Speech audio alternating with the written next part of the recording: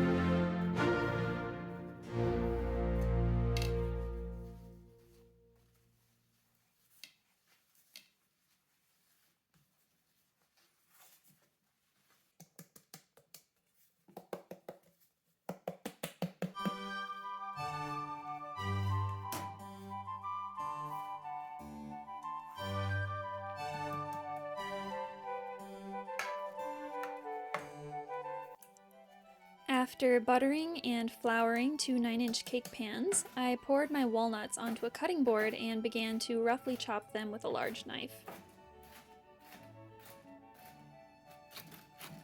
I set them aside and got started measuring out my flour. Now, this recipe calls for something called soft as silk flour, which is a version of cake flour. Cake flour is not the same thing as all-purpose flour, so if you don't keep cake flour on hand, like I don't, you can easily make your own by putting 2 tablespoons of cornstarch in a 1-cup measuring cup and filling it the rest of the way with flour. And you do that for every 1 cup, and then proportionally the same amount for any percentages of a cup. So you are replacing 2 tablespoons out of every cup of flour with 2 tablespoons of cornstarch. So in this case, I replaced 2 tablespoons out of 1 cup of my flour, 2 tablespoons out of my 2nd cup of flour, and I replaced a half tablespoon out of my 4th cup of flour.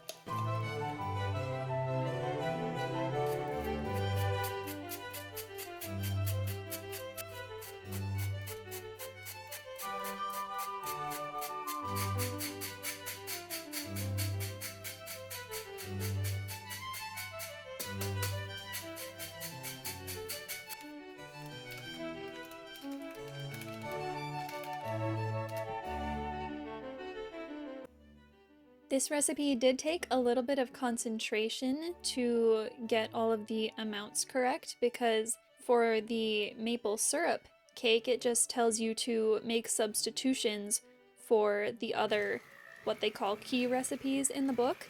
And so unless you are writing it all down, which I didn't, you have to really keep on top of yourself and remember what you're doing.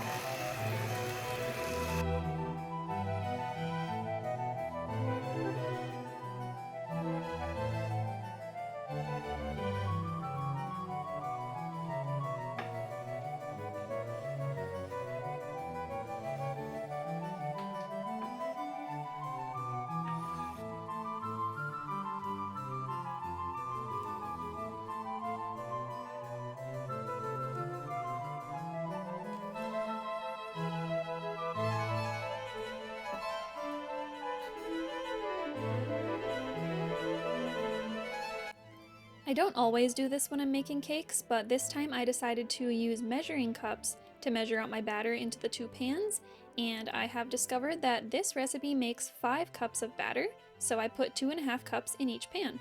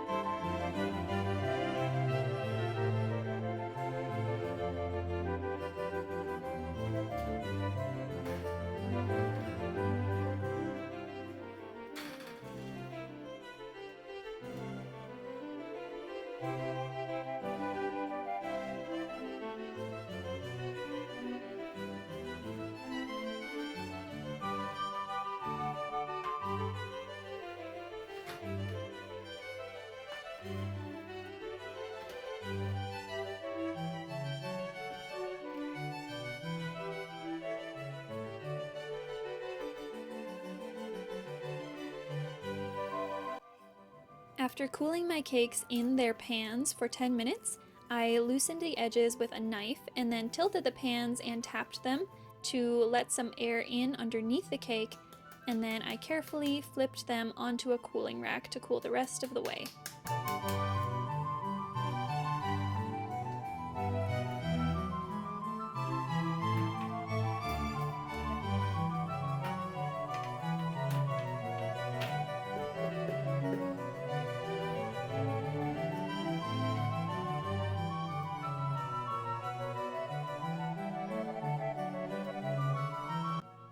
I don't usually make cooked egg white frostings for my cakes because the frosting doesn't last nearly as well as something like a buttercream, and it doesn't really freeze very well. But I decided to go ahead and give it a try this time just for fun.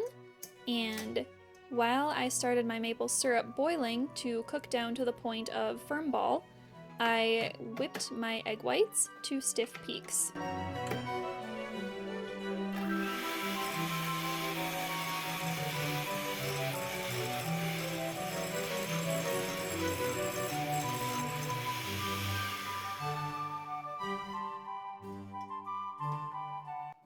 According to my candy thermometer, firm ball or hard ball would be at about 260 degrees Fahrenheit, but you can also test without a thermometer. You do this by dropping a small amount of the syrup, in this case, into a little dish of very, very cold water, and then you pick it up and feel it.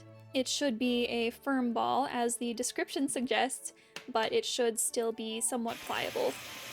I then poured it very slowly in small quantities into my beaten egg whites while I continued to beat them. So since I didn't have an extra pair of hands, I tried pouring it directly into the beaters so that it wouldn't sit on the egg whites at any point and cause them to cook too quickly, or cause the syrup to firm up too quickly. I continued beating until the frosting seemed to hold its shape pretty well, and then I was finally ready to fill and ice my cake.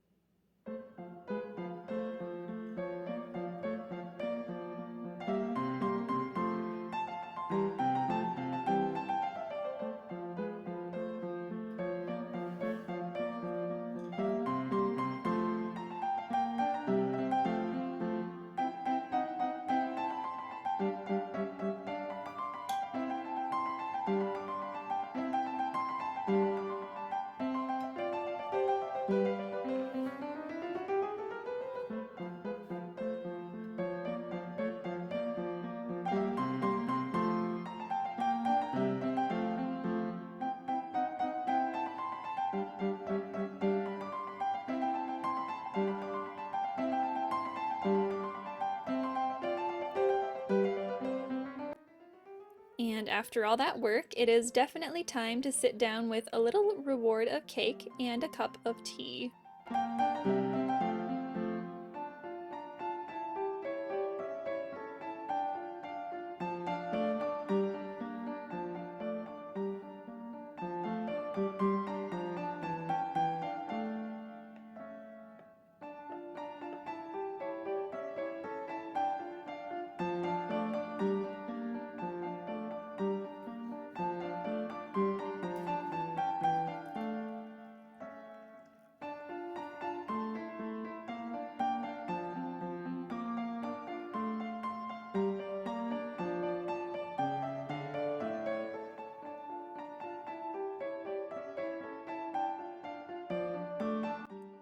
This cake was so good. You have to like maple, of course, but the cake was soft and moist and flavorful, and the frosting was smooth and creamy and fluffy, very much like marshmallow fluff if you've ever had that, but of course with a very strong maple flavor. And the combination is quite excellent. Let me know down in the comments, what are your favorite kinds of baked goods or your favorite flavors for fall? I would love to hear about it. Thank you guys so much for watching, and I will see you next time.